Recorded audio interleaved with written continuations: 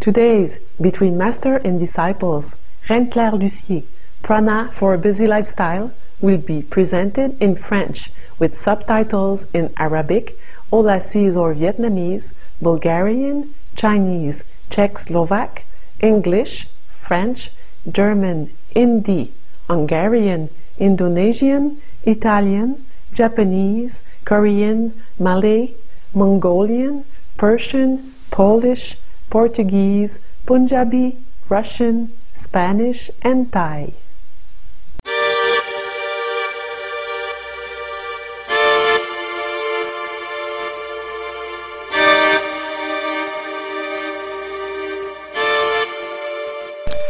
Dans les Écritures, le corps humain est souvent appelé le temple de Dieu.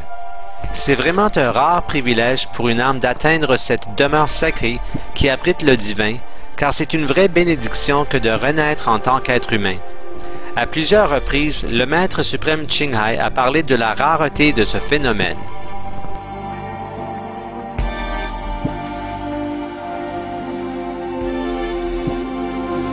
To be reincarnate in the human world is hard. You have to have enough human quality.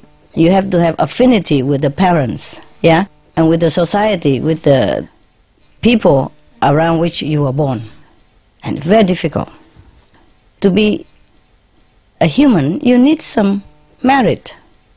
You have done something good in the past in order to be able, yeah, to be able to pick a human birth. En tant que temple vivant de Dieu, le corps humain est entièrement équipé de merveilles miraculeuses qui peuvent être éveillées chez ceux qui sont spirituellement conscients et en font une foi totale dans le Créateur de toute vie.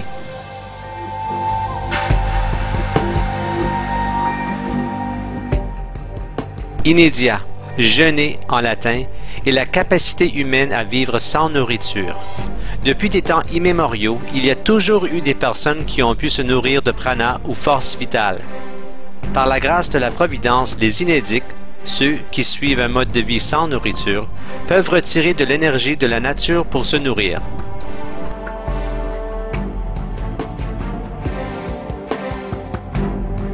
They live on the chi, from the ground, or from the forest, and from the sun and from the air. They make use of all that. Or they live on love, on faith alone. Ces personnes sont connues sous le nom de respiriens, pranariens ou inédistes, de solariens ou aquariens. Ils viennent de tous les horizons, toutes les cultures et des quatre coins du monde.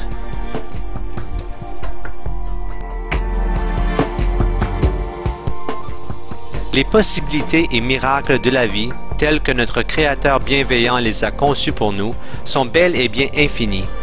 Il nous faut seulement nous connecter à l'intérieur pour reconnaître notre riche largesse en tant qu'enfants de Dieu. Le Maître suprême Ching Hai a amoureusement recommandé une série hebdomadaire sur Supreme Master Television pour présenter ces personnes du passé et du présent qui ont choisi de vivre sans nourriture sur la terre.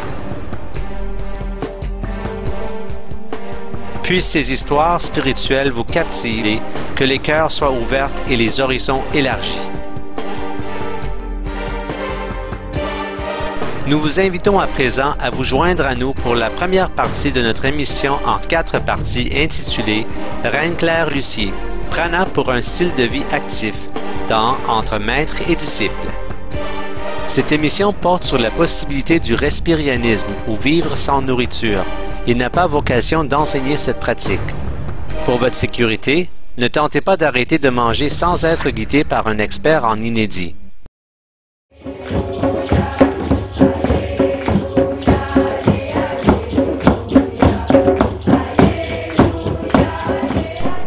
Sur notre planète Terre, il existe des individus qui choisissent de se passer de nourriture physique et de se fier au prana ou énergie cosmique pour se nourrir. Aujourd'hui, nous allons au Canada pour rencontrer une pranarienne très occupée qui a un style de vie très actif.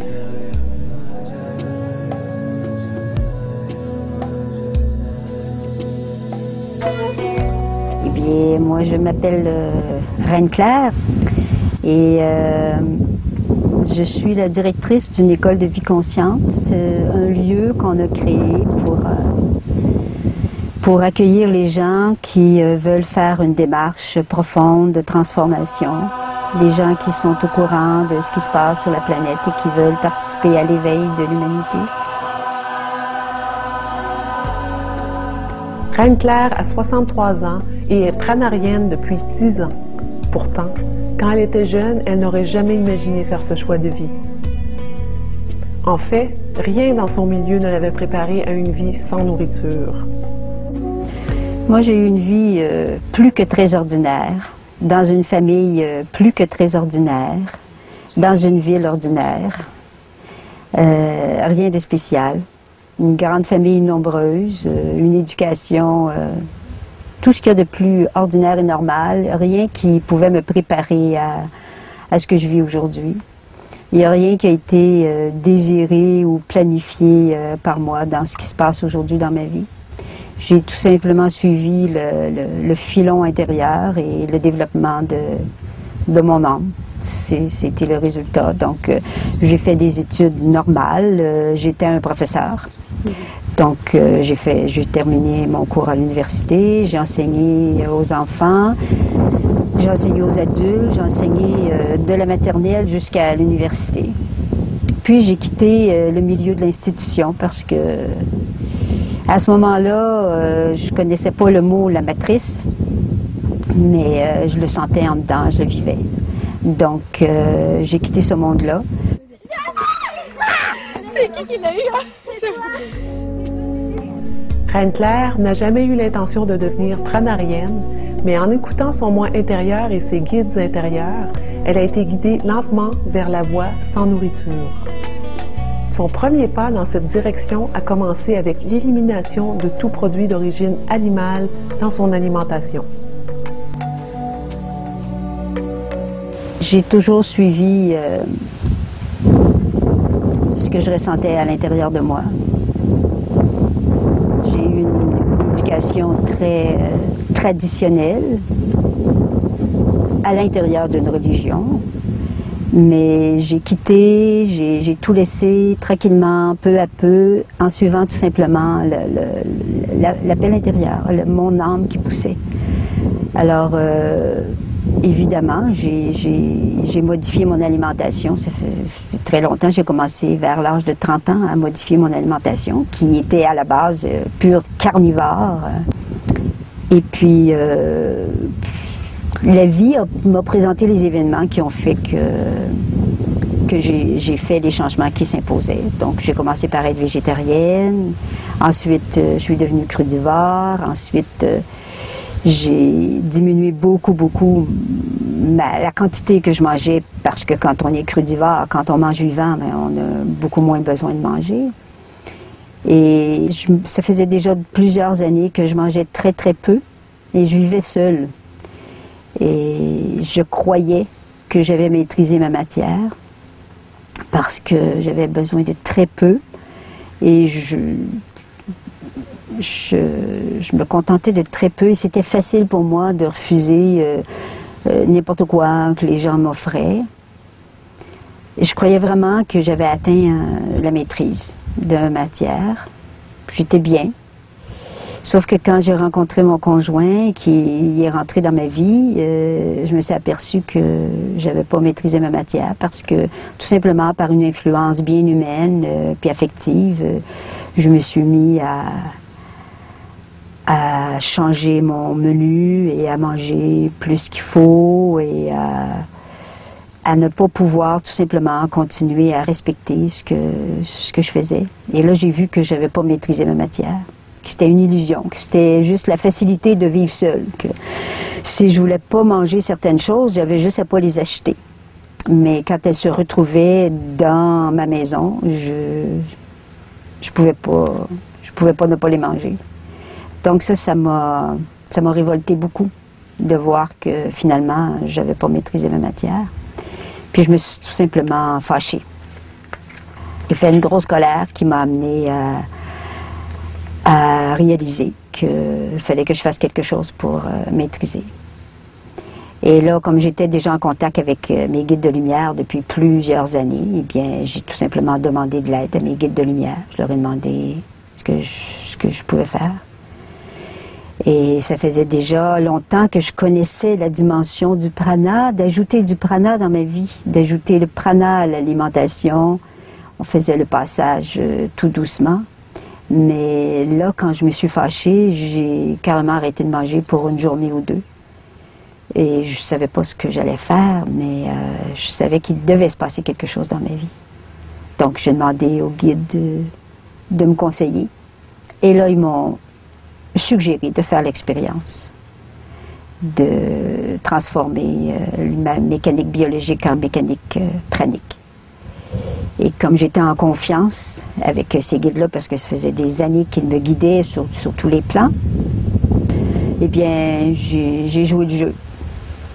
Mais c'était pas une décision parce que je savais pas du tout. Je croyais que j'allais faire ça pendant une certaine période, quelques temps. Et puis, ben, de jour en jour, je voyais ce qui se passait dans mon corps, je voyais le bien-être que je vivais et la clairvoyance que ça m'apportait, l'intensification de toutes les facultés déjà que j'avais et le cœur qui s'ouvrait. Et je voyais ma biologie changer, donc j'ai juste trouvé ça intéressant. Et j'ai jamais pris la décision, une décision finale, j'ai juste vécu au jour le jour. Puis j'ai mis en pratique une phrase que j'ai écrite dans un de nos livres et que les guides nous disaient « Ne soyez pas des êtres praniques, mais des êtres vivants qui découvrent leur chemin pas à pas, à chaque pas. » Alors c'est ça que j'ai fait. J'ai jamais pris de décision totale. C'est pour ça que j'ai connu une liberté. J'ai vraiment connu la liberté avec ce régime-là. Parce que c'est un choix de tous les jours. Et puis, il n'y a personne qui m'oblige à rien. Il n'y a personne qui me dit quoi faire. C'est moi qui décide chaque jour dans mon bien-être. Et je peux guider les gens qui m'entourent parce que je pars de mon expérience et non pas de principe ou de connaissances. Alors, c'est ça qui est à la base du fait que je m'alimente de prana depuis maintenant une dizaine d'années. Reine Claire explique ce qui peut arriver au cours du processus de transition entre la consommation de nourriture et la vie basée sur le prana, où tous les obstacles se manifestent au niveau de l'intellect. Il s'agit vraiment de défaire des mécanismes inscrits dans la matière humaine depuis des millénaires. Alors il y a une torsion qui s'installe dans la matière et c'est difficile à décrire parce que c'est quelque chose qui se vit au cœur des cellules. Et puis c'est différent pour chaque personne, donc j'ai jamais décrit avec précision ce qui se passe.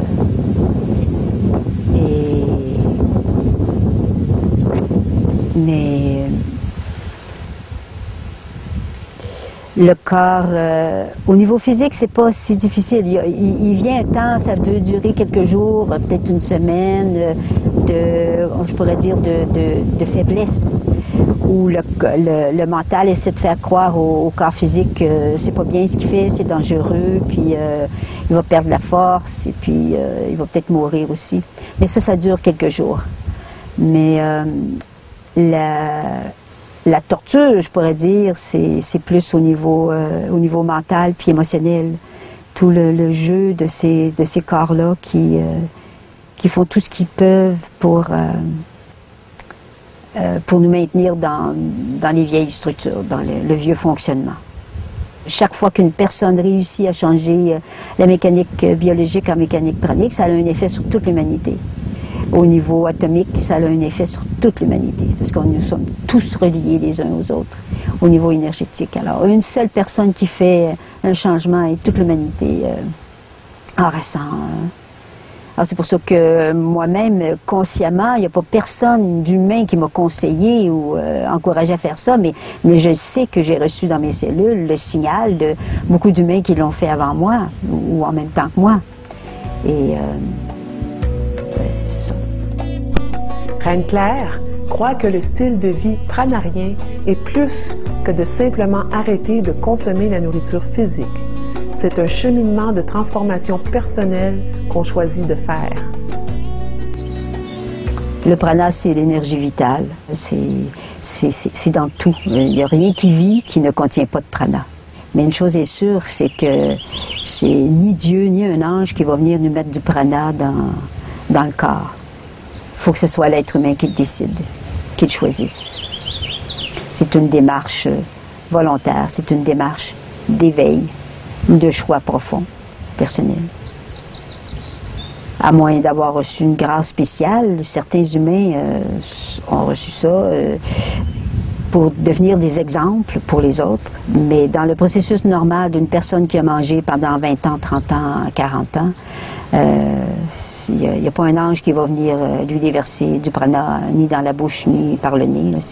C'est vraiment une démarche personnelle, un choix vraiment personnel de transformer la matière. Et c'est toute une transformation parce qu'on touche au code de survie du corps physique.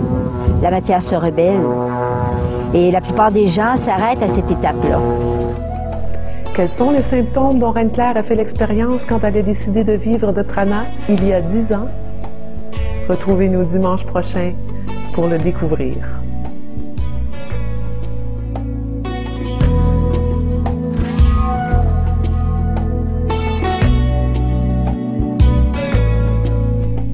Précieux téléspectateurs, nous avons apprécié votre joyeuse compagnie pour l'émission d'aujourd'hui d'Entre Maître et Disciple.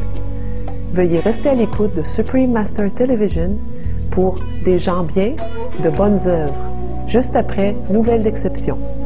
Au revoir et que Dieu vous bénisse. Cherished viewers, we appreciate your joyous company for today's episode of Between Master and Disciples. Please stay tuned to Supreme Master Television for Good People, Good Works coming up next after Noteworthy News. Farewell and God bless.